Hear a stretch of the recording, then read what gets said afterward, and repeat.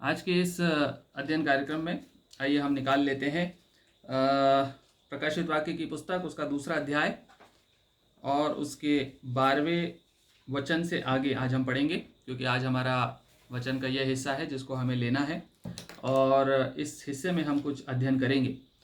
सो प्रियो, अभी तक हमने 2 कलीसियाओं के विषय में समझा। एक इफसुस की कलीसिया, जिसको परमेश्वर के आत्मा ने कुछ बातें बताई, उसके दूत को लिखा कि इन बातों को लिख ले और कलीसिया को दे दे। उसी प्रकार से दूसरी कलीसिया स्मुरना की कलीसिया थी, जिसके बारे में हमने पिछले हफ्ते देखा। आज परमेश्वर का आत्मा एक तीसरी कलीसिया से कुछ कहना चाहता है और उसको हम देखेंगे। ये पाया जाता है प्रकाशित वाक्य दूसरा अध्याय और उसके 12वें वचन से लेकर 17वें वचन तक, 12वें से 17वें वचन तक। यहाँ पर इस प्रकार से लिखा है, पिरगुमन की कलीसिया के दूत को यह लिख, जिसके पास दोधारी और तेज तलवार है। वह यह कहता है कि मैं यह जानता हूं कि तू वहां रहता है जहां शैतान का सिंहासन है। तू मेरे नाम पर स्थिर रहता है और मुझ पर विश्वास करने से उन दिनों में भी पीछे नहीं हटा जिनमें मेरा विश्वास योग्य साक्षी अंतिपास तुम्हारे बीच उस स्थान पर घात किया गया जहां शैतान रहता है। पर मुझे तेरे विरुद्ध कुछ बातें कहनी है, क्योंकि तेरे यहाँ कुछ ऐसे हैं जो बिलाम की शिक्षा को मानते हैं, जिसने बालाक को इजराइलियों के आगे ठोकर का कारण रखना सिखाया कि वे मूर्तियों पर चढ़ाई गई वस्तुएं खाएं और व्यभिचार करें। वैसे ही तेरे यहाँ कुछ ऐसे हैं जो निकलोइयों की शिक्षा को मानते हैं। अतः मन फिरा, नहीं तो मैं तेरे पास शीघ्र ही आकर अपने मुख की तलवार से उनके साथ लड़ूंगा। जिसके कान हो वह सुन ले कि आत्मा कलीसियाओं से क्या कहता है। जो जय पाए उसको मैं गुप्त मन्ना में से दूंगा और उसे एक श्वेत पत्थर भी दूंगा, और उस पत्थर पर एक नाम लिखा हुआ होगा जिसे उसके पाने वाले के सिवाय और कोई नहीं जानेगा। परमेश्वर अपने वचन के पढ़े सुने जाने पर आशीष दे और हमें मानने के लिए परमेश्वर इस वचनों को हमारे दिल में काम करे। सो प्रियो, आज परमेश्वर का आत्मा जो संदेश दे रहा है पिरगुमन की कलीसिया को। पिरगुमन की कलीसिया ये तीसरी कलीसिया है जिसको परमेश्वर का आत्मा एड्रेस करता है इस प्रकाशित वाक्य की किताब में। कुल 7 कलीसियाएं हैं और ये तीसरी है उन 7 में से। और जैसा कि मैंने आपसे पहले भी शेयर किया था, ये कलीसियाएं रोम के आसिया नाम के प्रांत में स्थित थीं और पास पास थीं। और अगर आप लोगों ने मैप देखा हो, अगर आपने गूगल में मैप से सर्च करने की कोशिश की हो, तो आपको देखा होगा, उसमें आपने देखा होगा कि ये किस प्रकार से अरेंज्ड है। तो इफसुस की कलीसिया है, उससे कुछ दूरी पर स्मुरना की कलीसिया और उससे कुछ दूरी पर पिरगुमन की कलीसिया है। पिरगुमन की कलीसिया को जो परमेश्वर यहाँ पर कहना चाहता है प्रियो, ये पिरगुमन की कलीसिया पिरगुमन नाम के एक नगर में स्थित थी। पिरगुमन नाम का नगर है, पिरगुमन शहर का नाम है, नगर का नाम है। ये नगर किस प्रकार का था, थोड़ा सा उसको पहले समझ लीजिए। पिरगुमन दुष्ट शक्तियों का निवास स्थान था। पिरगुमन अन्य जाति आराधनाओं का केंद्र था, मूर्ति पूजा का केंद्र था। इसकी गिनती उस समय के सबसे ज्यादा दुष्ट नगरों में की जाती थी। यहाँ पर एक बहुत बड़ी लाइब्रेरी थी जहाँ पर लोग पढ़ने जाते थे और फेमस लाइब्रेरी थी उस समय, और अध्ययन करने के लिए लोग जाते थे, जहाँ पर कई कई तरह की शिक्षाएं दी जाती थी और ये वर्ल्डली नॉलेज में बहुत आगे था। इस नगर में कई अन्य जाति देवी देवताओं के मंदिर हुआ करते थे। रोमी सभ्यता के अनुसार जो देवी देवताओं को वो मानते थे, उनके मंदिरों से भरा पड़ा था ये नगर। यहाँ पर जो नगर के सामने एक पहाड़ था, उस पहाड़ के ऊपर एक वेदी बना रखी थी इन लोगों ने, बहुत बड़ी वेदी। और उस वेदी जो थी उसमें त्रियुस नाम के देवता की वेदी थी। त्रियुस नाम का अन्य जाति देवता था, रोमी देवता था, उसकी बड़ी वेदी इन्होंने बना रखी थी। एस्क्लेपियुस नाम का एक और अन्य जाति देवता था जो चंगाई का देवता माना जाता था अन्य जातियों में। उसकी आराधना का एक बहुत बड़ा केंद्र था ये नगर। इस नगर के अंदर एक कलीसिया थी, एक छोटा सा झुंड परमेश्वर के लोगों का, उसके फॉलोअर्स का, उस पर विश्वास करने वालों का, और वो कलीसिया के रूप में जाना जाता था, जिसको पिरगुमन की कलीसिया कहते हैं। पिरगुमन की कलीसिया के दूत को 12वां वचन कहता है, यह लिख। ये बातें उससे कह रहा है। पहली बात कहता है, लिखने वाला। हर बार जब यीशु मसीह या आत्मा यूहन्ना को कहता है कि इस कलीसिया को लिख, तो वो अपने बारे में कुछ खास एट्रीब्यूट या कोई खास गुण पहले बताता है कि इस कलीसिया को मेरे इस गुण के हिसाब से डील करना है, मैं वो हूं। इसके पहले भी उसने कहा कि जो प्रथम था अंतिम है, अब जीवित है, जो मर गया था पर अब जी उठा है, स्मुरना को कहा। इसी तरह से इफिसुस को उसने दूसरी बात कही। यीशु मसीह जो दीवट के बीच में फिरता है, कलीसियाओं के बीच में चलता फिरता है, वो अपनी एक क्वालिटी को पहले एम्फेसाइज करता है किसी कलीसिया को एड्रेस करने से पहले। यहां पर वो कौन सी क्वालिटी को बता रहा है? जिसके पास दोधारी और तेज तलवार है। ऐसा परमेश्वर, ऐसा यीशु मसीह जिसके पास एक तलवार है जो दोधारी भी है और तेज भी है। ये दोधारी और तेज तलवार क्या है आप लोग जानते हैं। ये दोधारी और तेज तलवार, जब हमने पहले अध्याय का स्टडी किया था उसमें हमने पढ़ा था कि उसके मुंह से जो शब्द निकलते हैं वो पवित्र आत्मा के वचन होते हैं। परमेश्वर का वचन जो पवित्र आत्मा के द्वारा बोला जाता है, यीशु मसीह के मुख से निकलता है, और वो वचन जो है वो आत्मा की तलवार है। इब्रानियों की किताब क्या बताती है? कि वो आत्मा की तलवार है, दोधारी तलवार है, और ये परमेश्वर का वचन है।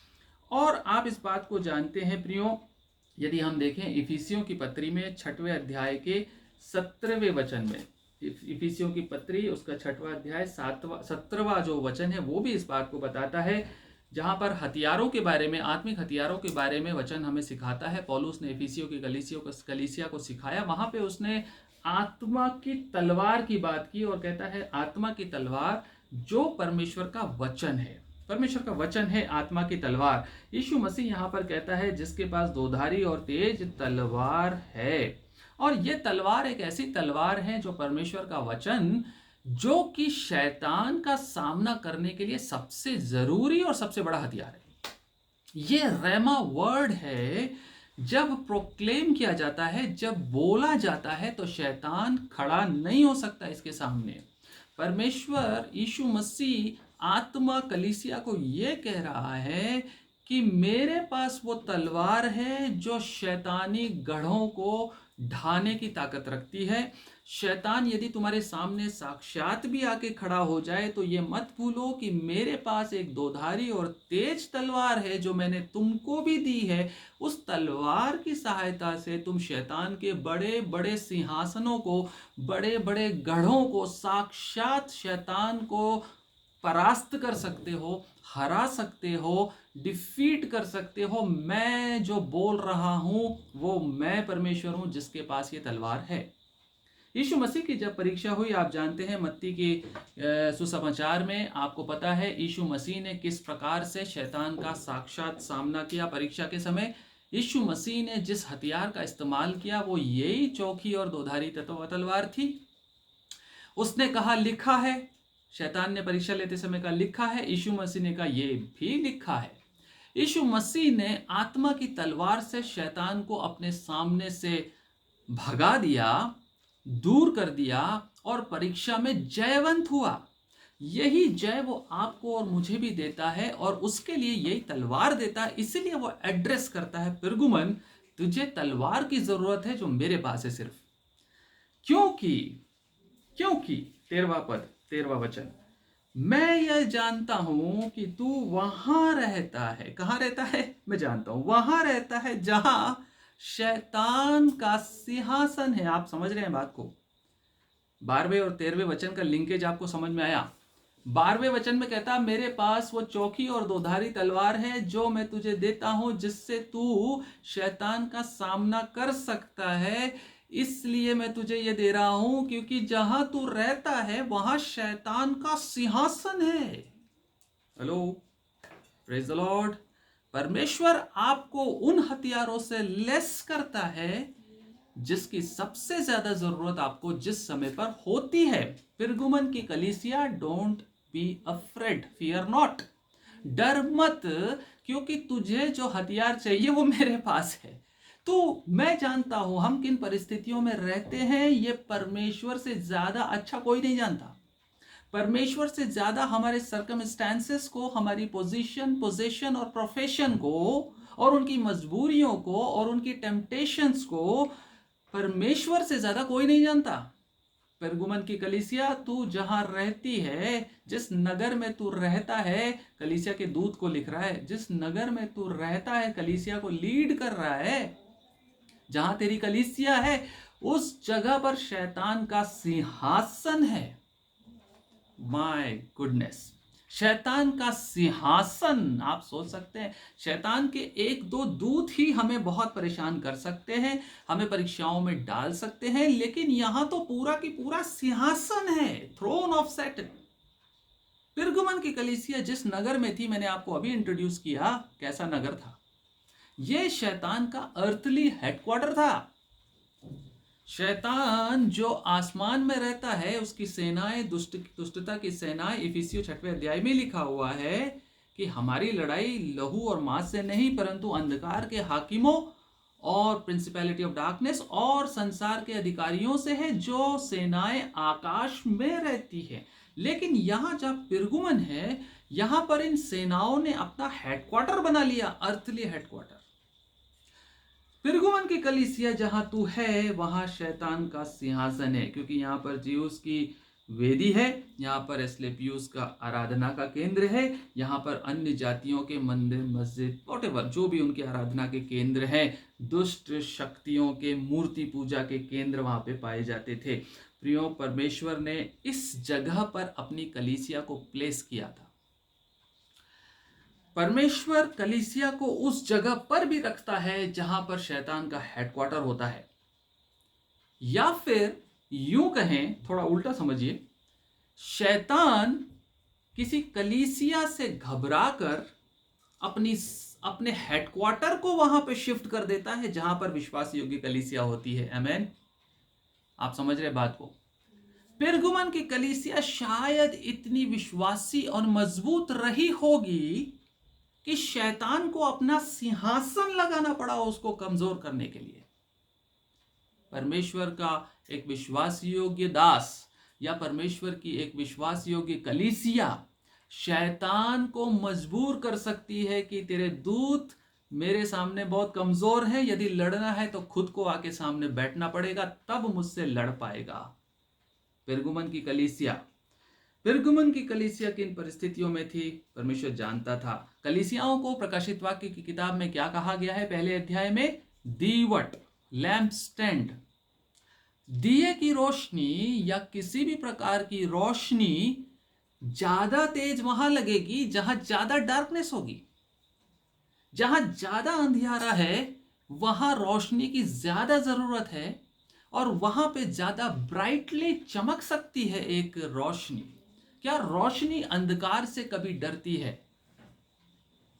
सोचिए, एक छोटी सी रोशनी, एक छोटा सा जुगनू पूरे आसमान के डार्कनेस को चीरता हुआ चला जाता, पर घबराता नहीं है।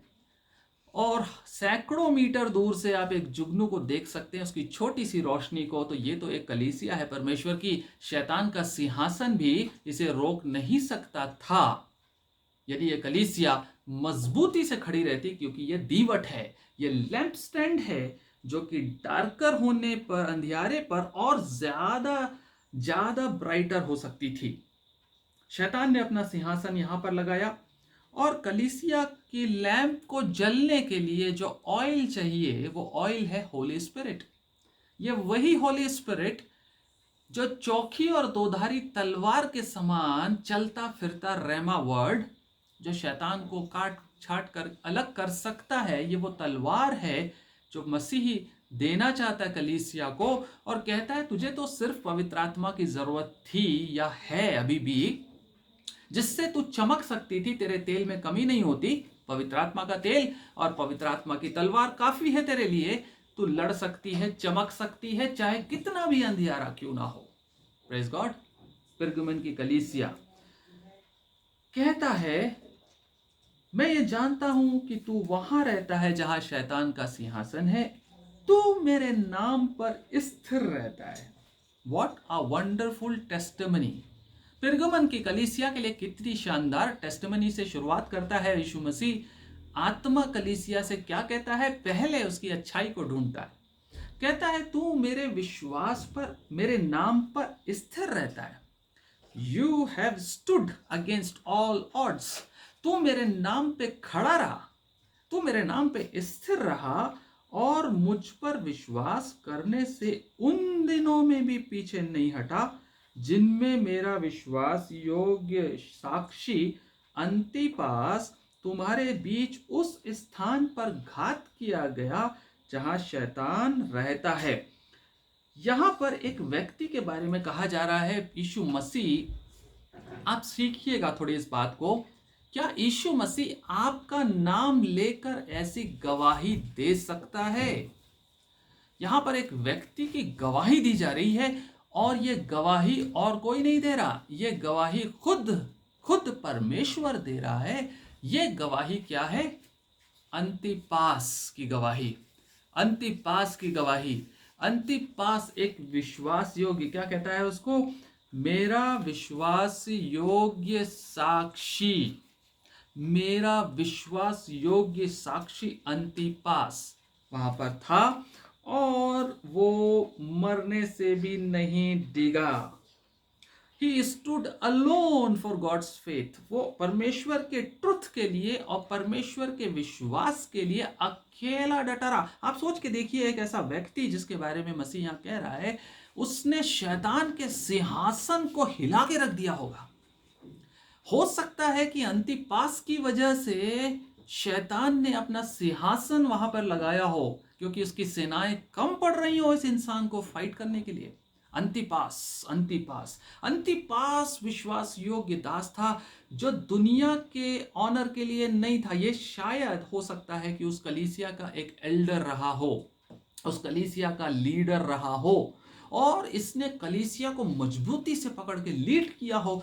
यीशु मसीह के नाम से उसने शैतान के गढ़ हिला के रख दिए हो और सारी अन्य जाति मूर्ति पूजा आराधनाओं के केंद्र के बीच में ये कलीसिया टिमटिमाती हुई ज्योति के समान जलती रही हो, जिससे शैतान थरथरा गया हो, घबरा गया हो और उसको अपना हेडक्वार्टर, अपना सिंहासन पिरगुमन नगर में शिफ्ट करना पड़ा हो और उसके बाद उसने उसको ताड़नाएं दी हो। और यहां पर लिखता है कि वो तब तक विश्वास योग्य रहा जब तक कि उसको घात ना कर दिया गया। मरने की स्थिति तक अंतिपास विश्वास योग्य रहा और उसको घात कहां पर किया गया?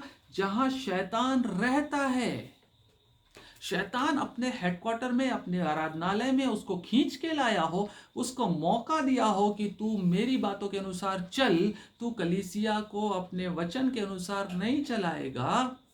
उसको धमकियां मिली हो, उसको ताड़ना मिली हो, उसको जेल में डाला गया हो, मौके दिए गए हो और जब फिर भी नहीं सुना उसने, तो उस विश्वास योग्य साक्षी को घात कर दिया शैतान ने। अंतिपास एक ऐसा उदाहरण जो शैतान के सारे साम्राज्य के लिए खतरा बन गया था, उसकी गवाही यीशु मसीह यहाँ पर देता है कि उसके समान क्या ये कलीसिया आगे रह सकती है।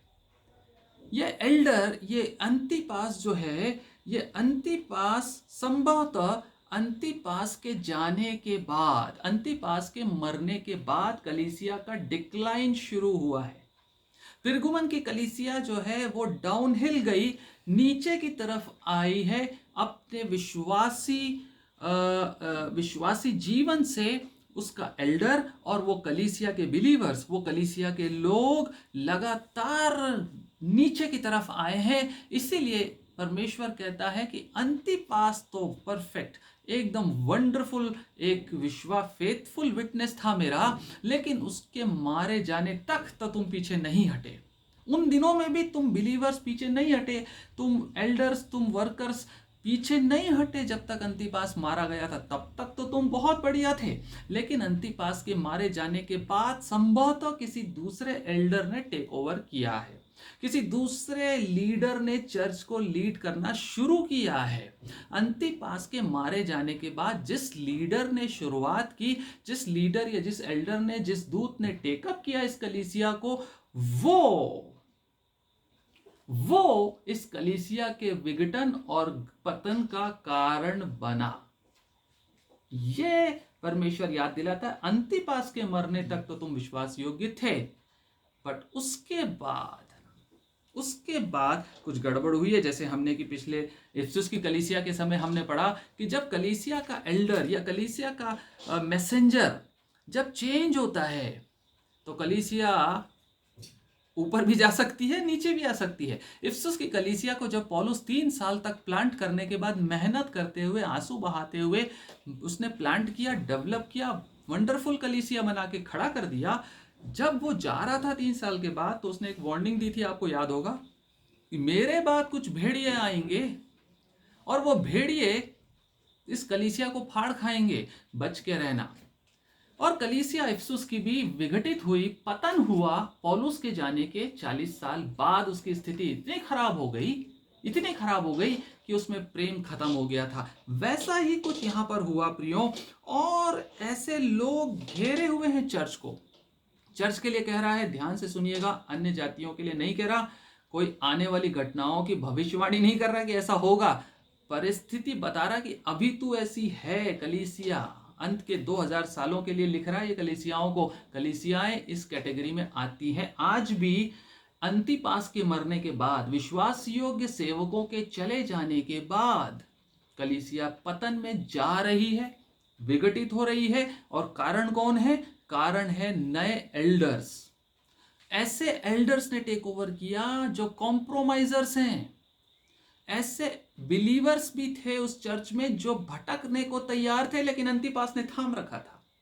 ऐसे बिलीवर्स थे जो कॉम्प्रोमाइज कर सकते थे, विश्वास से पीछे हट सकते थे, लेकिन अंतिपास ने ठान रखा था। इसीलिए कहता है कि उन दिनों में भी तू स्थिर रहा, लेकिन उसके बाद से गड़बड़ शुरू हुई। प्रियो, कहने का मतलब यह है कि जैसे इफिसियों की कलीसिया का डाउनफॉल हुआ, शायद वैसा ही डाउनफॉल इस कलीसिया का भी हुआ है। और अंतिपास के जाने के बाद परसिक्यूशन जो है वो शैतान ने शायद बंद करके दूसरी टैक्टिक्स अपनाई इस कलीसिया के लिए, दूसरी टैक्टिक्स अपनाई है।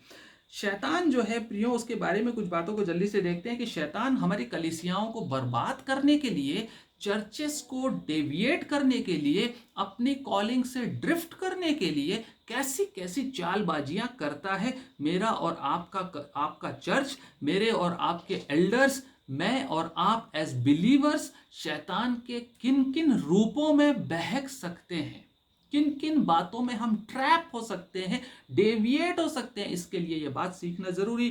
पहला पत्रस 5वां अध्याय 8वां पद कहता है कि शैतान एक गरजने वाले सिंह के समान फाड़ खाने की फिराक में रहता है। अंतिपास के साथ उसने यही टैक्टिक्स लगाई, उसने अंतिपास को फाड़ खाया, उसने मार डाला, उसको खत्म कर दिया। लेकिन उसके बाद भी यदि विश्वासी नहीं समझ रहे थे, फिर भी चर्च को वो उतना गिरा नहीं पाया था जितना चाहता था, तो उसने दूसरे तरीके से अपनाया अपने आप को। इसी प्रकाशित वाक्य के 12 अध्याय के 9वें पद में क्या कहता है, शैतान को क्या एड्रेस करता है, 12 का 9 में क्या कहता है, 12 चैप्टर का 9th वर्स, तब वह बड़ा अजगर अर्थात वही पुराना सांप जो इब्लीस और शैतान कहलाता है, और इसकी क्वालिटी लिखी हुई है, अंडरलाइन कर दीजिए, संसार का भरमाने वाला है, भरमाने वाला डिसीविंग स्पिरिट। और ये डिसीविंग स्पिरिट जब वो परसिक्यूशन से सक्सेसफुल नहीं होता तो वो इमीडिएटली डिसीविंग स्पिरिट्स को भेज देता है।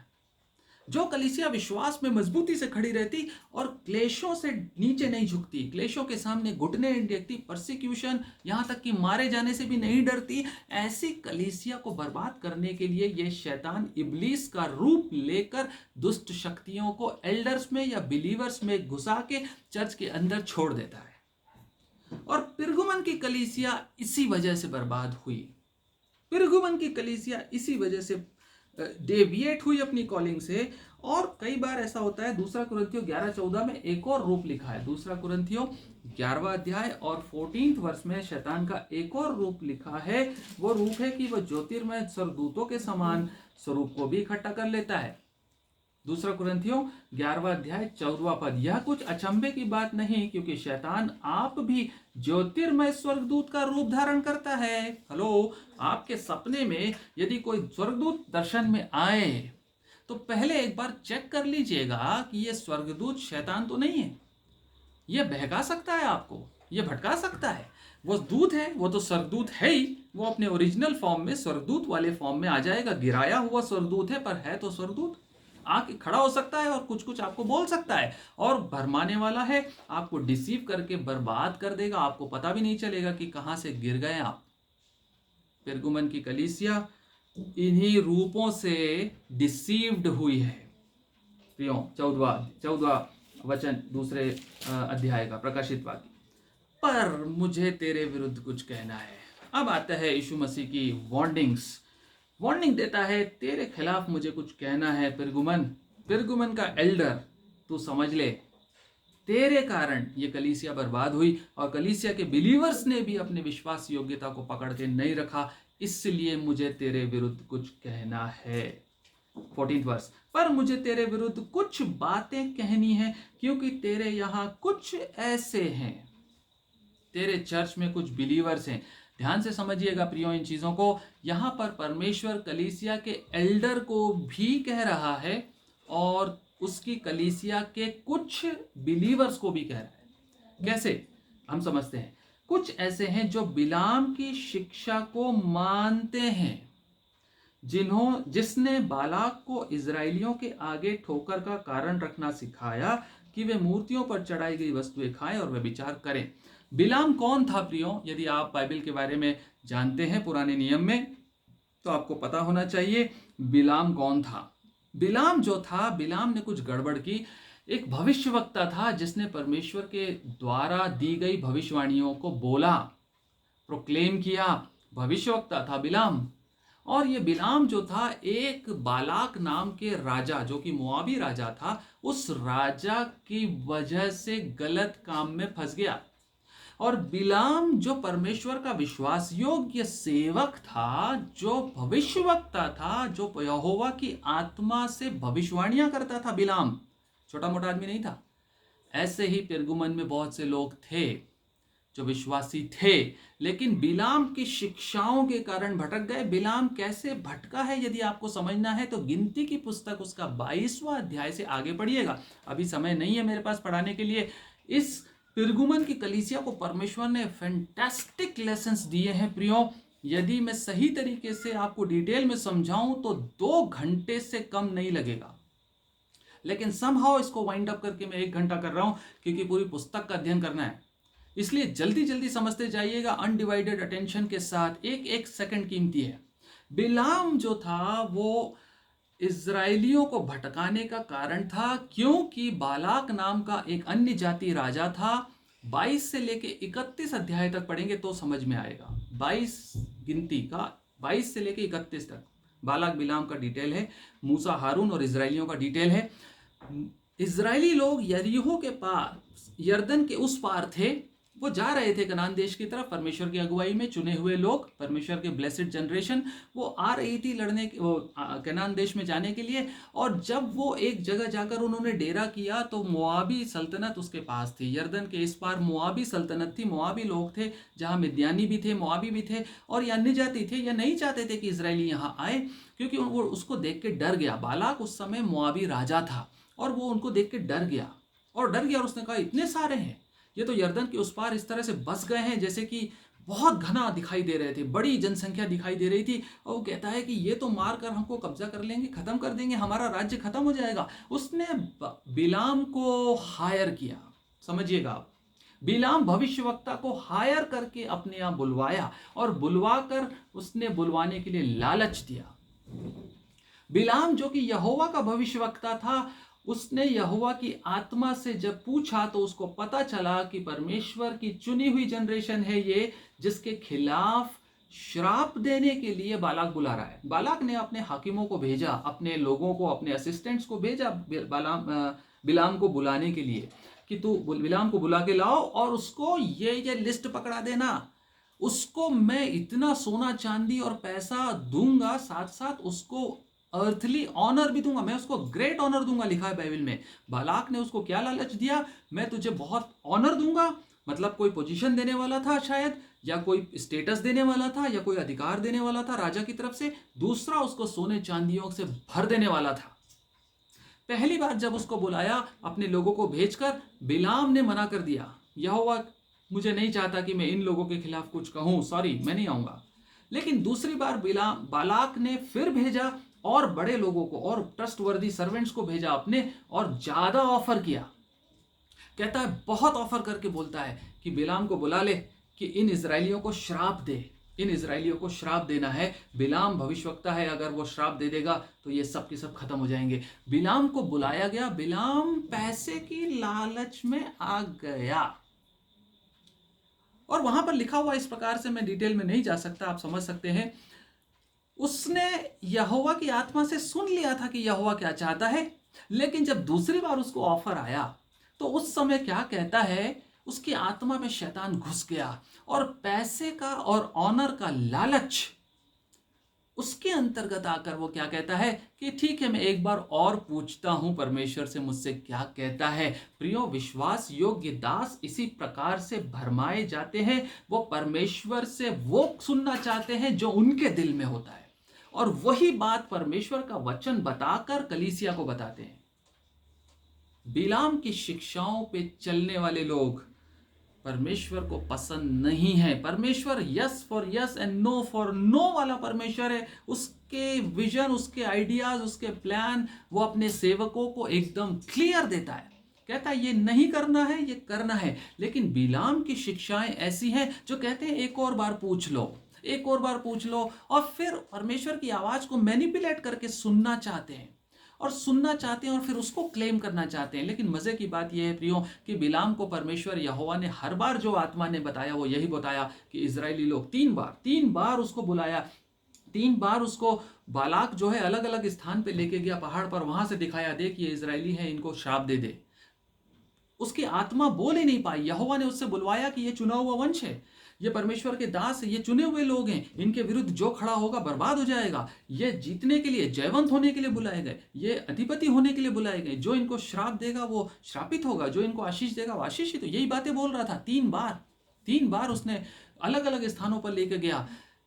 जब बिलाम श्राप नहीं दे पाया चाह कर भी, परमेश्वर ने तो मना किया था कि जाने ही मत, फिर भी परमेश्वर से पूछा, परमेश्वर ने कहा ठीक है तेरी इच्छा है तो जा, पर बोलना वही जो मैं चाहूंगा, जो मैं बुलवाऊंगा वही बोलना। और वही बोल पाया, वो अपनी इच्छा से बोल नहीं पाया। उसके बाद क्या हुआ, जब वो अपने श्राप से इजरायलियों को बर्बाद नहीं कर, ध्यान से सुनिएगा, जब वो अपने श्राप से इजरायलियों को बर्बाद नहीं कर पाया क्योंकि यहोवा की इच्छा नहीं थी, तो उसने दूसरी चाल चली।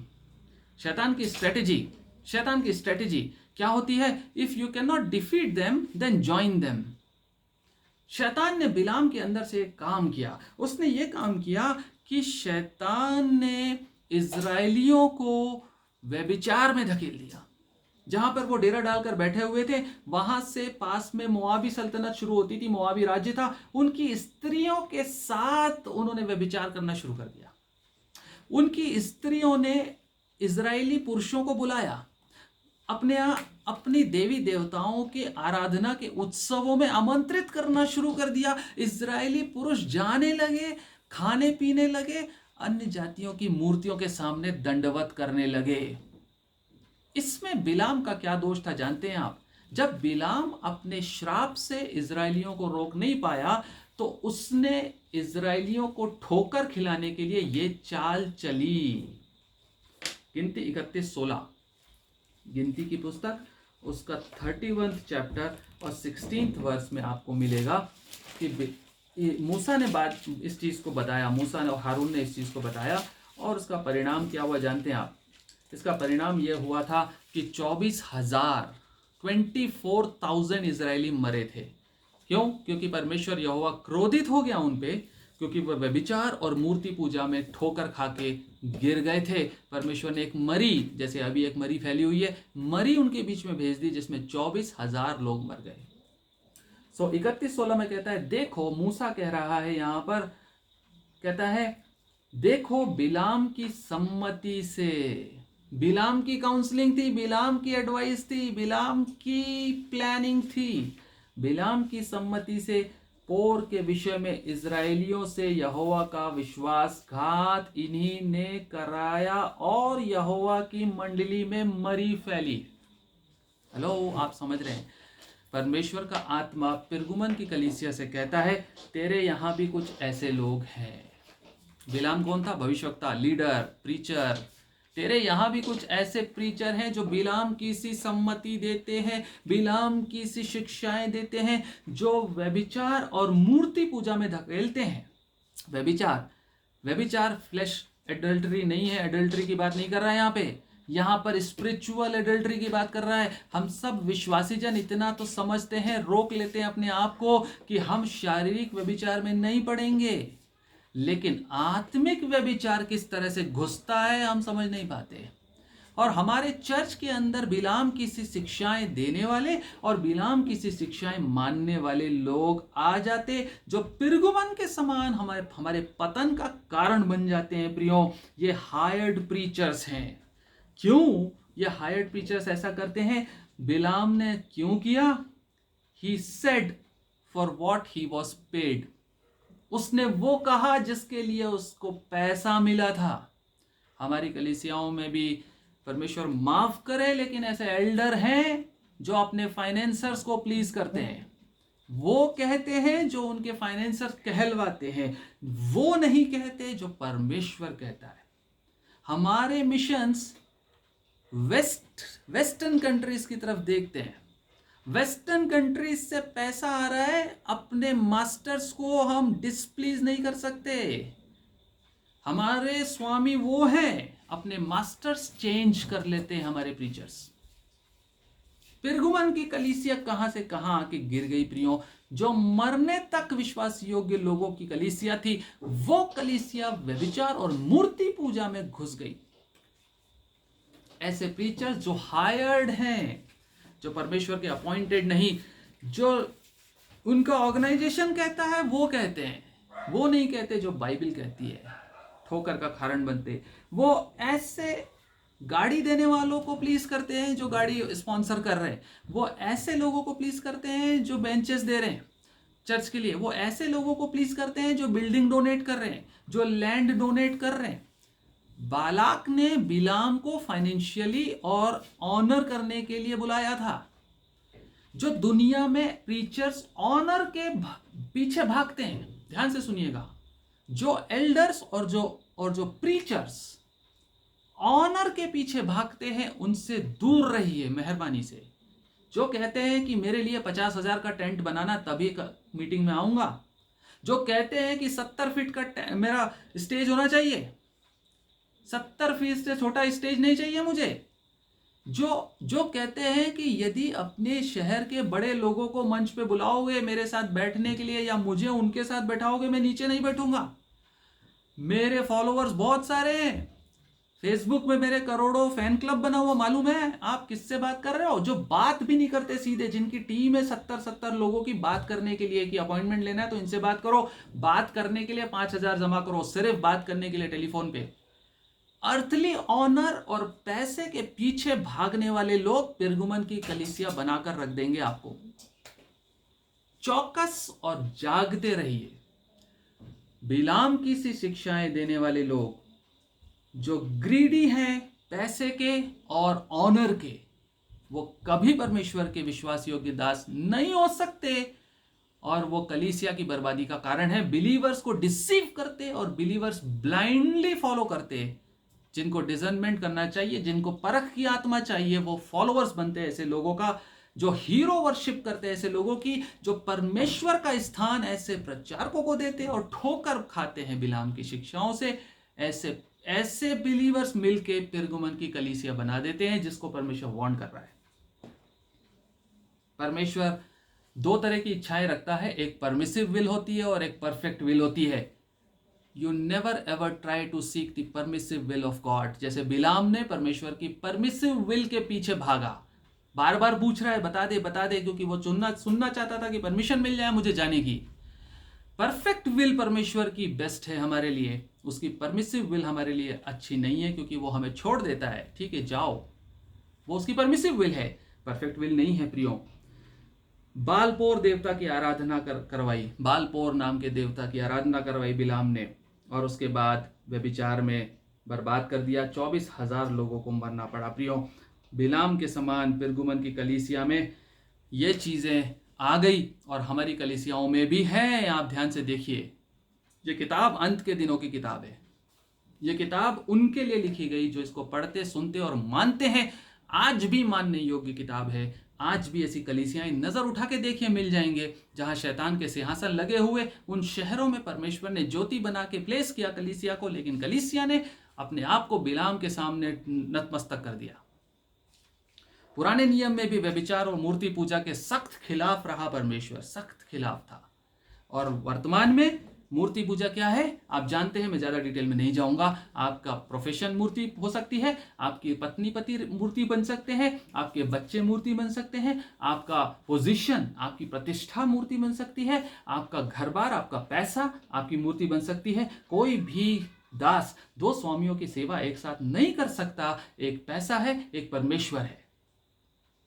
बिलाम के समान पैसे की सेवा करना शुरू की तो सब कुछ बर्बाद हो जाएगा। प्रियो, कहने का मतलब यह है कि यह सब कुछ जब हो रहा था तो एल्डर साइलेंट था। हेलो, जब प्रीचर ये प्रीच कर रहा था, जब बाहर के प्रीचर्स आके ये प्रीच कर रहे थे, जब पिरगुमन के बिलीवर्स इन लोगों की सुनकर इनकी मान रहे थे, बिलाम के समान लोगों की शिक्षाओं को मान रहे थे, उस समय कलीसिया का दूत साइलेंट था। कलीसिया का दूत एंटिपास के समान खड़ा नहीं हुआ सामने आके कि ये गलत है, इसको मत मानो, मत करो ऐसी हीरो वर्शिप, मत मानो ऐसे बिलाम को जो तुम्हें ठोकर खिला के बर्बाद कर देगा। एल्डर साइलेंट था। एल्डर साइलेंट इसलिए था क्योंकि वो खुद इन बातों को हल्का समझता था। एल्डर अच्छा था, एल्डर नहीं मानता था बिलाम की शिक्षाओं को, लेकिन एल्डर कलीसिया का दूत खुद नहीं मानता था, लेकिन बिलीवर्स को रोका नहीं उसने। क्यों? क्योंकि ये जो वर्ल्डलीनेस, जो अर्थली ऑनर और जो पैसे का लोभ है, इन चीजों को उसने अपने दिल में भी हल्के पाप मान रखा था। उसने माना था कोई बात नहीं, ऐसे लोगों को करना पड़ता है। ऐसे लोगों को कुछ ऐसी शिक्षाएं बोल दी, मालूम है कि वो बहुत गलत कर रहा है, लेकिन प्रीचर ने उसको थोड़ा हल्का बोल दिया, अच्छा अप्रिशिएट कर दिया, कोई बात नहीं, मैं बाद में संभाल लूंगा। साइलेंट था। इसलिए परमेश्वर ने कहा कि मैं देखता हूं कि अंतिपास के बाद तेरे विरुद्ध कुछ बातें खड़ी हो गई और तूने ठोकर का कारण बनना, लोगों को जो सीख रहे थे उनको तूने करने दिया, सीखने दिया, व्यभिचार में पड़ने दिया, तूने मूर्ति पूजा करने दी, रोका नहीं। इसलिए मुझे तेरे विरुद्ध कुछ कहना है। आगे कहता है, वैसे ही तेरे यहाँ, 15वां पद, वैसे ही तेरे यहाँ कुछ ऐसे हैं, कुछ तो ऐसे हैं जो बिलाम की शिक्षाओं को मानते और ठोकर खाते, कुछ ऐसे हैं जो निकुलइयों की शिक्षा को मानते हैं। निकुलइयों की शिक्षा आपको मैंने बताई थी पहले। निकुलई कौन होते हैं उसमें वापस नहीं जाऊंगा, समय नहीं है प्रियो। निकुलइयों की शिक्षा को मानने वाले लोग भी थे यहाँ पर, जो डोमिनेट करते थे लोगों के बीच में और कहते थे हमें फॉलो करो, हमें फॉलो करो। यहाँ पर लोगों को ऑनर करना है, हमको लोगों की इज्जत करनी है। आखिर पास्टर साहब ही तो हमें मिट्टी देंगे, पास्टर साहब ही तो हमारी शादी करेंगे, पास्टर साहब की पूजा करो, पास्टर साहब को परमेश्वर का स्थान दो, परमेश्वर से प्रार्थना बाद में कर लेंगे, पहले पास्टर साहब से प्रार्थना करो, पास्टर साहब को कहोगे ये कर देंगे। निकुलइयों के समान शिक्षाओं को मानने वाले लोग तेरे कलीसिया में हैं। ये सब कुछ हो रहा था और जो एल्डर था वो चुपचाप देख रहा था। एल्डर शायद खुद के लिए भी, अपने ऑनर के लिए भी लोगों को अलाउ कर रहा था। ठीक है, आओ आप मुझे डोनेशन दो, ठीक है आप गलत कर रहे हो, मुझे पता है कि आप सिगरेट पीते हो, मुझे पता है कि आप बाहर नाइट क्लब्स में जाते हो, मुझे पता है कि आपके घर में दुआ प्रार्थना नहीं होती, लेकिन मैं आपके लिए कुछ नहीं बोलूंगा क्योंकि आप इतनी मोटी गड्डी देते हो मुझे। Elder was silent. Priest craft, ऐसे ऐसे प्रीस्ट क्राफ्ट होंगे चर्चेस के अंदर, कलीसिया के सेवक, आप पहचान नहीं पाएंगे कब आपको बिलाम के समान बर्बाद कर देंगे, ठोकर खिला खिला के आपको बर्बादी का कारण बनेंगे। ऐसे बिलाम और निकुलइयों से सावधान रहिए, मेहरबानी से हाथ जोड़कर कहता हूं मैं। यूट्यूब पे और दुनिया भर की चीजों पे ये सब कुछ सुना जाना चाहिए, लेकिन कोई कहता नहीं है, कहता नहीं है, क्योंकि ये उन्हीं के खिलाफ है जो कहते हैं। जो प्रचारक हैं उनमें से कई ऐसे हैं, सब नहीं, कई ऐसे हैं जो बिलाम की शिक्षाओं को मानते और मनवाते, निकुलइयों की शिक्षा को मानते और मनवाते, और एक विश्वास योग्य अच्छी कलीसिया को बर्बाद करके रख देते हैं। प्रियो, प्रीस्ट क्राफ्ट इसी प्रकार का चीजें हैं जो निकुलइयों को अलाउ करते हैं, ऐसे प्रीस्ट जो बिलाम जैसी शिक्षाओं को अलाउ करते हैं। 16वां पद, 16वां वचन, अतः मन फिरा। Repentance is the main theme of revelation. प्रकाशित वाक्य की एक बड़ी थीम है मन फिरा। प्रियो, जब यीशु मसीह नहीं आया था, उसके आने के पहले, जब उसकी मिनिस्ट्री शुरू नहीं हुई थी, जॉन द बैप्टिस्ट, यूहन्ना बपतिस्मा देने वाले ने क्या प्रचार किया? क्या प्रचार किया? मन फिराओ, मन फिराने के योग्य फल लाओ। First coming of Jesus Christ के पहले भी यही प्रचार हुआ, मन फिराओ, और सेकंड कमिंग ऑफ क्राइस्ट के पहले भी यही मेन प्रचार है, यही मेन प्रचार है, मन फिराओ। कलीसिया मन फिराओ, रिपेंट, रिपेंट कर, नहीं तो कहता है तेरे लिए कुछ रखा है। यीशु मसीह का पहला प्रचार क्या था? बताइए, पहला प्रचार यीशु मसीह का, जब उसने बोलना शुरू किया, पहला प्रचार मन फिराओ, क्योंकि स्वर्ग का राज्य निकट है। हेलो, मन फिराने में सब कुछ है। मन फिराना पुराने नियम से नए नियम तक पूरी बाइबल की मेजर थीम है। जिसने मन नहीं फिराया वो ओवरकमर हो ही नहीं सकता, वो जयवंत हो ही नहीं सकता। प्रियो, कहता है मन फिरा, नहीं तो मैं तेरे पास शीघ्र, शीघ्र, आप समझ रहे हैं, शीघ्र, there is no more time left. Hello, समय बचा नहीं है मेरे प्रियो, समय बचा नहीं है। ये जब किताब लिखी जा रही थी, उस समय परमेश्वर का आत्मा कहता है मैं शीघ्र आने वाला हूं। उसका शीघ्र हजारों सालों का होता है, लेकिन हमको अलर्ट रहने की जरूरत है। उस समय से कह रहा है मैं शीघ्र आने वाला हूं, और शीघ्र ही आकर अपने मुख की तलवार से उनके साथ लड़ूंगा। ये मुख की तलवार क्या है? हमने देखा अभी, मुख की तलवार क्या है? ये परमेश्वर का वचन है। वचन से कैसे लड़ेगा? कुछ समझ में आ रहा है आपको? परमेश्वर क्या कह रहा है? देखिए, शुरू में उसने कहा मैं वो हूं जिसके पास दोधारी और चौकी तलवार है। मुंह की बात कर रहा, बार बार वचन की बात कर रहा। फिर यहां पर कहता है अगर तुम निकलइयों और बिलाम की शिक्षाओं को मानते और ठोकर खाते रहोगे और मन नहीं फिराओगे, तो मैं इसी से डील करूंगा जो मुख की तलवार है। क्या है ये मुख की तलवार? ये वचन है। वचन से कैसे लड़ेगा परमेश्वर? देख लीजिए एक बार, यूहन्ना की सुसमाचार 12वां अध्याय 18वें पद में लिखा हुआ है कि ये मुख की तलवार से कैसे लड़ेगा। यूहन्ना 12:48, यूहन्ना 12 का 48, 18 नहीं, सॉरी 48। जो मुझे तुच्छ जानता है और मेरी बातें ग्रहण नहीं करता, उसको दोषी ठहराने वाला तो एक है। यीशु मसीह को आपसे लड़ने की जरूरत नहीं है, केवल आपको गिल्टी प्रूफ करने की जरूरत है। आपको दोषी ठहराने वाली एक ही चीज है यीशु मसीह की, और वो है अर्थात जो वचन मैंने कहा है वही पिछले दिन में उसे दोषी ठहराएगा।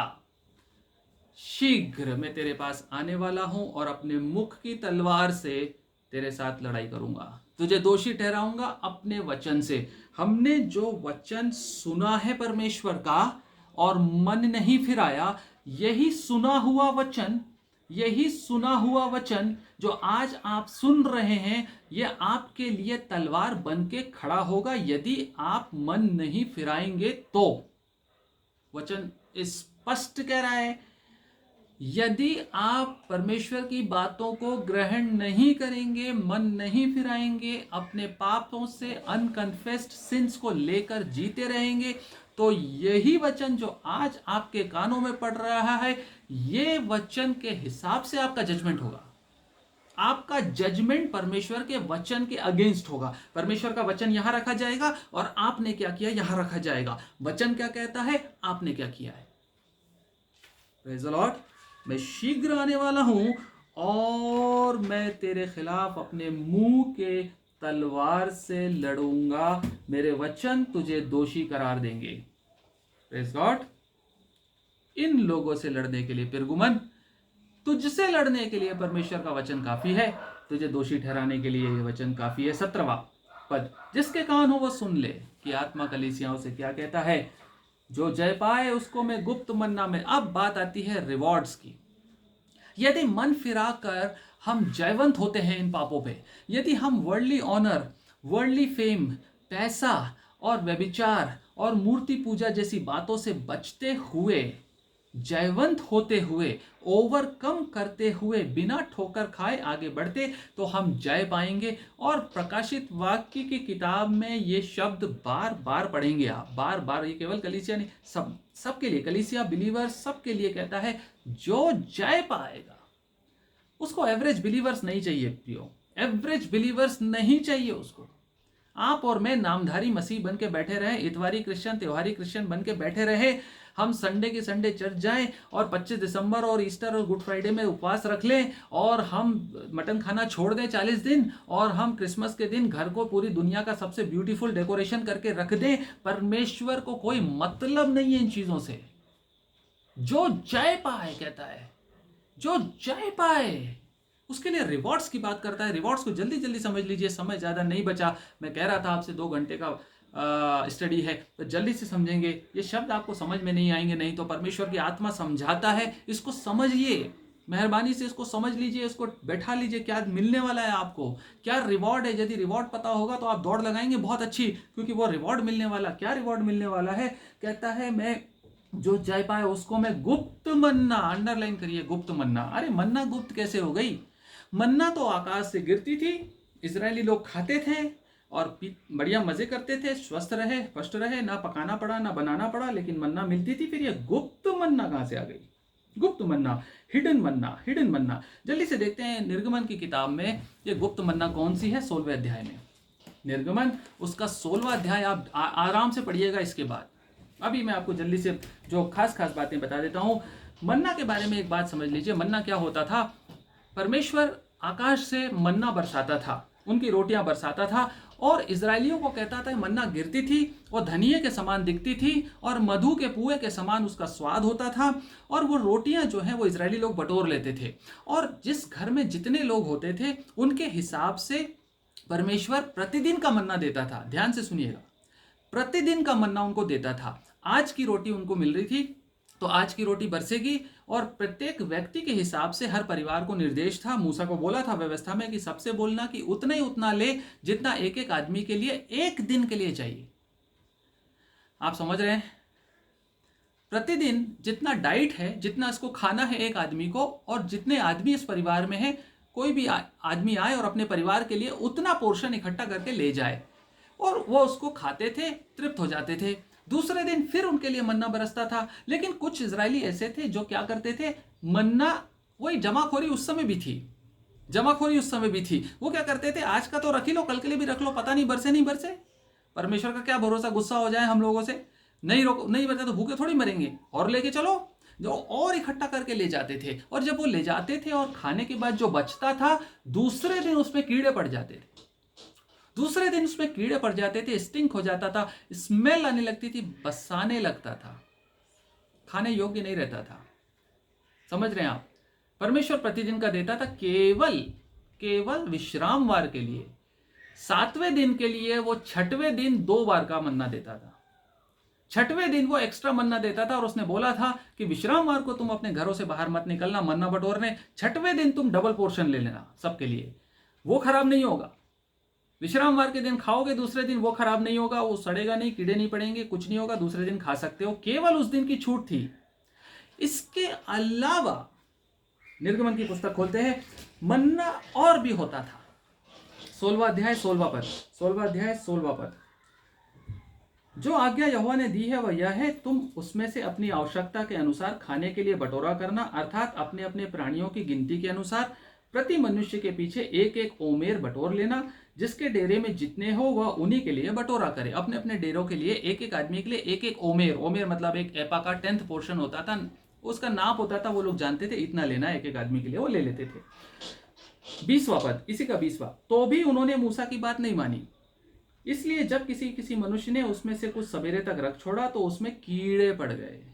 हेलो, आप समझ रहे हैं जो मैंने बताया, लिखा हुआ है, उसमें कीड़े पड़ गए। सुबेरे तक रख, सुबेरे होते ही कीड़े पड़ गए और वो बसाने लगा, तब मूसा उन पे क्रोधित हुआ। ओके, 24वां पद, 16वें का 24वां। जब उन्होंने उसको मूसा की इस आज्ञा के अनुसार सवेरे तक रख छोड़ा, तब वो ना बसाया ना उसमें कीड़े पड़े। ये कौन सा है? विश्रामवार वाला। विश्रामवार वाला बसा, जब इकट्ठा करके रखा तो सुबह तक कीड़े भी नहीं पड़े, विश्रामवार को नया मन्ना नहीं मिला, वही मन्ना जो था फ्रेश रहा, खा लिया। अब आता है गुप्त मन्ना कौन सा है। 32वां पद। फिर मूसा ने कहा, यहोवा ने जो आज्ञा दी है वह यह है कि इसमें से ओमेर भर अपने वंश की पीढ़ी पीढ़ी के लिए रख छोड़ो। यह कौन सा मन्ना है जो पीढ़ी से पीढ़ी तक रहेगा? अरे मन्ना तो एक दिन में खराब हो जाता है, दूसरा मन्ना जो है वो 6 7वें दिन के लिए होता है, 2 बार 2 दिन के लिए होता है, 2 दिन से ज्यादा तो कोई मन्ना नहीं। पर उसके बाद एक तीसरा मन्ना था जो पीढ़ी से पीढ़ी तक रखने के लिए परमेश्वर यहोवा ने दिया। और वो मन्ना जो है वो कहता है कि इसको इकट्ठा करो। 32वां पद, इसमें से ओमेर भर अपने वंश की पीढ़ी पीढ़ी के लिए रख छोड़ो, जिससे वे जाने कि यहोवा हमको मिस्र देश से निकालकर जंगल में कैसी रोटी खिलाता था। और 33वां, तब मूसा ने हारून से कहा, एक पात्र लेकर, हारून को बोला जाओ एक बर्तन लो और उसमें ओमेर भरकर यहोवा के आगे रख दो कि वह तुम्हारी पीढ़ियों के लिए रखा रहे। जैसी आज्ञा यहोवा ने मूसा को दी थी उसी के अनुसार हारून ने उसको अंडरलाइन करिए जल्दी से, उसको साक्षी के संदूक के आगे रख दिया। आप समझ लीजिए, बहुत गंभीर गहरी बात है। प्रकाशित वाक्य के अंदर कंप्लीटली फुल प्रूफ और एक्यूरेट बातें लिखी हुई है। कौन सा मन्ना है ये? साक्षी के संदूक, वाचा का संदूक, साक्षी के आर्क ऑफ कवेनेंट के सामने वो मन्ना रख दिया गया। वो मन्ना 40 साल तक नहीं सड़ा, 40 साल तक कीड़े नहीं पड़े उस मन्ना में। कहता है इजरायली जब तक बसे हुए देश में ना पहुंचे तब तक, अर्थात 40 वर्ष तक मन्ना खाते रहे। वे जब तक कनान देश की सीमा पर नहीं पहुंचे तब तक मन्ना खाते रहे। ये मन्ना उनके लिए फ्रेश बना रहा। कौन सा मन्ना? जो वाचा के संदूक के सामने था। वाचा का संदूक कहां होता था? महापवित्र स्थान में, तंबू के अंदर। महापवित्र स्थान में जाने का सौभाग्य आपको, यहां प्रकाशित वाक्य कह रहा है, मैं उसको जो जय पाए उसको मैं गुप्त मन्ना में से दूंगा। ये गुप्त मन्ना जो महापवित्र स्थान में वाचा के संदूक के सामने रखता है परमेश्वर, वहां तक की एक्सेस, वहां तक की पहुंच, वहां तक आपको जाने का अधिकार, इटर्निटी के लिए परमेश्वर अपने साथ अनंत काल के लिए फ्रेश रखता हुआ आपको देना चाहता है। जो जय पाए उसको ये मन्ना मिलेगी जो महापवित्र स्थान में यहोवा रखता था। उस मन्ना में से खाएंगे आप, मतलब आप परमेश्वर के महापवित्र स्थान में जाएंगे, हमेशा फ्रेश रहेंगे, इटर्निटी तक फ्रेश खाना खाएंगे। मतलब यहोवा के, परमेश्वर के साथ उस महापवित्र स्थान में और किसी की पहुंच नहीं, कोई विश्वासी नहीं जा सकता, केवल वो जा सकता है जो यीशु मसीह में जयवंत होता है। क्यों? क्योंकि यीशु मसीह महापवित्र स्थान में घुस गया। यीशु मसीह अपने लहू को बलिदान के बाद ले करके, पर्दे को फाड़ करके महापवित्र स्थान में गया। और महापवित्र स्थान का रास्ता, उस गुप्त मन्ना का रास्ता यीशु मसीह ने एक विश्वासी के लिए खोल दिया। जो यीशु मसीह में होकर जीवन जीता है, यीशु मसीह के स्वभाव में रहता हुआ जीवन बिताता है, वो जयवंत होता है। और जयवंत होने के कारण वो महापवित्र स्थान में जाने का अधिकारी बनता है और उस गुप्त मन्ना में से खाने का अधिकार उसको मिलता है। Praise the Lord. गुप्त मन्ना में हर विश्वासी को एक्सेस नहीं है। हर विश्वासी को एक्सेस गुप्त मन्ना में नहीं है। इब्रानियों 10वां अध्याय 19-20, इब्रानियों 10वां अध्याय 19 और 20 हमको क्लियर करता है। इसलिए है भाइयों, जब हमें यीशु के लहू के द्वारा उस नए और जीते मार्ग से पवित्र स्थान में प्रवेश करने का हियाव हो गया है। महापवित्र स्थान में प्रवेश करने की हिम्मत नहीं थी आपकी, यीशु मसीह में आपको वो हियाव हुआ है। यीशु मसीह में आपको, और कहता है 20वें में, जो उसने पर्दे अर्थात शरीर में से होकर हमारे लिए अभिषेक किया है। और जल्दी से एक जगह देख लीजिए, बहुत अच्छी बात सीखने की। यूहन्ना 6:48-50 सब जानते हैं, लेकिन इस रेफरेंस में समझने की कोशिश कीजिए। यूहन्ना 6:48, मैं जीवन की रोटी हूं। गुप्त मन्ना कौन है? Praise God. गुप्त मन्ना 48वां पद, जीवन की रोटी मैं हूं। फिर कहता है कौन सी रोटी? 49, तुम्हारे बाप दादों ने जंगल में मन्ना खाया और मर गए। 6:48-49, तुम्हारे बाप दादों ने जंगल में मन्ना खाया और मर गए। 50, यह वह रोटी है जो स्वर्ग से उतरती है ताकि मनुष्य उसमें से खाए और नहीं मरे। आप समझ रहे हैं बात को? आप समझ रहे हैं?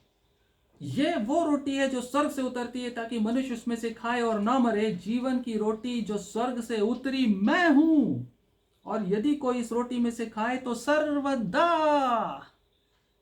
जीवित रहेगा। और जो रोटी मैं जगत के जीवन के लिए दूंगा वो मेरा मांस है। गुप्त मन्ना समझ में आया आपको? यीशु मसीह में, यीशु मसीह के समान जो मरते हैं वो जिलाए जाएंगे। वो जीवन की रोटी है, सर्वदा के लिए रहेंगे। एक आम बिलीवर के लिए ये प्रिविलेज नहीं है। ये प्रिविलेज सिर्फ ओवरकमर्स के लिए, ओनली जो जय पाए। और गुप्त मन्ना में से मैं दूंगा कहता है, मैं दूंगा। कौन कह रहा है? यीशु मसीह कह रहा है, क्योंकि वो खुद रोटी है, वही दे सकता है और कोई दे नहीं सकता। Praise God. वो खुद रोटी बन के अंदर गया, तोड़ा गया और पीटा गया और लहू बहाकर उसने आपको देने का अधिकारी बना दिया। क्या आप खुश हैं? खुश होना अच्छी बात है, लेकिन जयवंत होना होगा। बिलाम और निकलियों की शिक्षा पे नहीं चलना। जल्दी से 2 मिनट 5 मिनट में खत्म करूंगा। बहुत कुछ है, पर जल्दी से हम सीख लें मोटी मोटी चीजों को। दूसरा रिवॉर्ड, उसे मैं एक श्वेत पत्थर भी दूंगा और उस पत्थर पर एक नाम लिखा हुआ होगा जिसे उसके पाने वाले के सिवाय कोई नहीं जानेगा। कौन सा है ये पत्थर? पत्थर पत्थर पत्थर कहाँ होता है? जल्दी से बताइए। श्वेत पत्थर। पत्थर कहाँ पर अच्छा लगता है आपकी बॉडी में? पत्थर को लेकर कहाँ रखेंगे? सोचिए थोड़ा। पत्थर, श्वेत पत्थर, मोती के समान, या कोई कीमती पत्थर, बहुमूल्य पत्थर। यह पत्थर आपकी अंगूठी में होता है। Praise the Lord. Engagement ring. जो जय पाए उसको मैं एक एंगेजमेंट रिंग दूंगा, एक अंगूठी दूंगा जिसमें एक श्वेत पत्थर होगा और उस पत्थर पे एक नाम लिखा होगा। आप समझिए बात को, जिसको पाने वाले के सिवाय और कोई नहीं जानेगा। Praise the Lord. पाने वाले के सिवाय और कौन नहीं जानेगा। ऐसा कैसे होता है? कैसे होता है? थोड़ी सी अकल लगाइए, दिमाग के घोड़े दौड़ाइए। ऐसा कौन सा नाम होता है जिसको पाने वाला जानता, दूसरे नहीं जानते, जबकि उसका ही नाम है वो? ऐसा कौन सा नाम होता है? जब शादी होती है या होने वाली होती है तो पति अपनी पत्नी का एक नाम रखता है ना, प्यार से। उसको अपनी पत्नी पे बहुत प्यार आता है, बहुत खुश होता है, उसी के बारे में सोचता है, उसी के बारे में विचारता है कि इसको कहाँ रखूंगा, हम लोग के घर में क्या क्या सामान रहेगा, हम कहाँ रहेंगे, कहाँ ये पत्नी मेरी रहेगी, कहाँ पर मतलब कौन से कपड़े पहनेगी, मैं कहाँ से इसके लिए कपड़े लाऊंगा, कहाँ से क्या करूंगा, ये सब सोचता है और उसको एक नाम देता है। और वो नाम परमेश्वर आपको देने जा रहा है। यदि आपका नाम जॉन है एग्जाम्पल के लिए, तो परमेश्वर आपको जॉन नहीं बुलाएगा। परमेश्वर आपको एक नाम देगा जो सीक्रेट नाम होगा, जिससे परमेश्वर आपको बुलाएगा और आपको पता होगा कि मुझे ये नाम इसने दिया और ये मेरा नाम है। हजारों की भीड़ में एक यूनिक नाम होगा। जब दुनिया का न्याय होगा और उसके ओवरकमर्स खड़े होंगे, तो वो जो नाम से आपको बुलाएगा सिर्फ आपका नाम होगा, और वो नाम उस पत्थर पे लिखा होगा जो उसने आपको दिया। वो engagement ring, intimate fellowship with God is only a privilege for the overcomers, no one else. जो जय पाएगा वो परमेश्वर के साथ उस फेलोशिप में घूमे फिरेगा। Praise the Lord.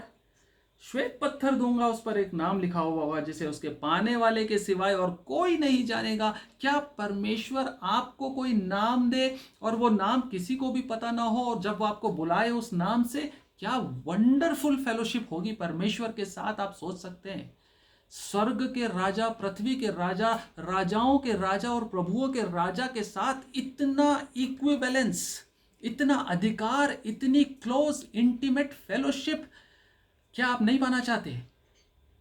चाहते हैं ना? ये नाम मैंने ऐसे ही नहीं बता दिया आपको। रेफरेंस देखिए, यशाया 62, यशाया 62 निकालिए, यशाया 62:2, यशाया 65 निकालिए, देखिए यशाया 62:2।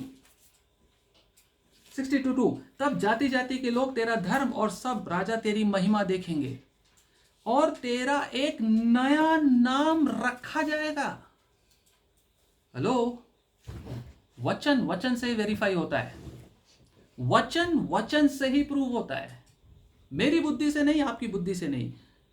सब जाति जाति के लोग तेरा धर्म, सब राजा तेरी महिमा देखेंगे और तेरा एक नया नाम रखा जाएगा जो यहोवा के मुख से निकलेगा। जो तेरा नाम जॉन नहीं रहेगा, तेरा नाम वो रहेगा जो यहोवा के मुख से निकलेगा। 65:15 65:15 यशायाह 65:15 जल्दी से। मेरे चुने हुए लोग, यहाँ पे पहले वो कर्ज कर रहा है कुछ लोगों को, परमेश्वर जो भरमाते हैं, जो उसके विरोधी, जो पाप में है, उनके लिए कहता है मेरे चुने हुए लोग तुम्हारी उपमा दे देकर श्राप देंगे और प्रभु यहोवा तुझको नष्ट करेगा, परंतु अपने दासों का दूसरा नाम रखेगा। Hallelujah, praise the Lord. अपने दासों का दूसरा नाम रखेगा। कौन से दास? जो उसने प्रकाशित वाक्य पहला अध्याय पहली आयत में लिखा है, अपने दासों को देने के लिए यह पुस्तक दी है, only bond servants of God, उनका नया नाम रखेगा। ये बॉन्ड सर्वेंट्स कौन है? ये परमेश्वर के बंधुआ मजदूर, जिन्होंने अपनी सब कुछ परमेश्वर के चरणों पे सरेंडर कर दिया। ना तो ऑनर चाहिए दुनिया का, ना प्रमोशन चाहिए, ना दुनिया के पैसे की कोई लालच, ना दुनिया के ऑनर की कोई लालच, ना बिशप बनने की लालच, ना जो है 50,000 की जनता का लालच, ना कोई 50,000 का टेंट चाहिए, ना 70 फीट का स्टेज चाहिए, ना मुझे 1 करोड़ का फैन क्लब चाहिए, ना मेरे मिलियन व्यूज चाहिए यूट्यूब में। ऐसे लोग, ऐसे बॉन्ड सर्वेंट्स का नया नाम रखने जा रहा है परमेश्वर यहोवा, और वो कहता है कि वो नाम परमेश्वर मुझे और आपको देगा और उसके सिवाय कोई नहीं जानेगा। परमेश्वर यहोवा के नाम की जय हो। परमेश्वर प्रथम और अंतिम, जो था और जो है और जो आने वाला है, ऐसे रिवॉर्ड्स मेरे और आपके लिए लिखता। पिरगुमन की कलीसिया को उसने ये कह दिया कि तेरे लिए ये रिवॉर्ड है जो जय पाए, लेकिन वार्निंग दी उसने कि यदि तू निकलइयों के समान और बिलाम के समान शिक्षाओं को ठोकर खाते हुए चलता रहेगा तो तेरे लिए कुछ नहीं है, सिर्फ आग और गंधक की झील है जहां हमेशा रोना और पीटना और मेरे से हमेशा अलगाव। और यदि तू जय पाता तो एक श्वेत पत्थर और उस पर तेरा नाम लिखा हुआ और गुप्त मन्ना, ये तेरे रिवॉर्ड्स हैं। प्रियो, आज यदि उसका वचन सुने तो अपने दिल को कठोर मत करना। जो अनकन्फेस्ड सिंस हैं, जिन पापों को आपने आज तक माना नहीं, मन नहीं फिराया, आज सोने से पहले मन फिरा लेना। Praise the Lord. परमेश्वर अपने इस वचन पे आशीष दे और इस पिरगुमन के समान हमें सीखने की शिक्षा दे।